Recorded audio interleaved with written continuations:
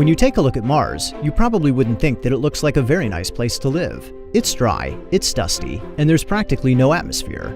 But some scientists think that Mars may have once looked like a much nicer place to live, with a thicker atmosphere, cloudy skies, and possibly even liquid water flowing over the surface. So how do you go from something like this to something like this? NASA's MAVEN spacecraft will give us a clearer idea of how Mars lost its atmosphere, and scientists think that several processes have had an impact.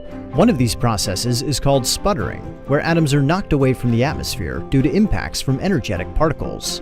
In our solar system, the Sun constantly emits high-energy photons. When one of these photons enters the atmosphere of a planet, it can crash into a molecule, knocking loose an electron and turning it into an ion. Ions by themselves don't do much, but when a magnetic field is nearby, they'll spin around the field. Conveniently, the Sun generates a giant magnetic field that is carried by the solar wind.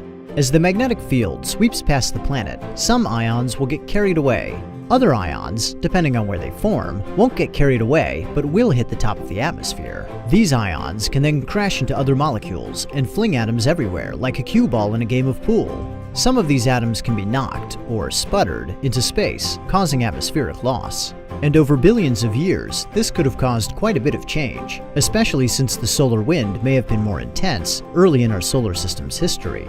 Scientists think that all of this may have caused Mars to gradually transform from what may have been a very nice place to live into the dry, dusty world we know today. And MAVEN will study this process and tell us how it really works.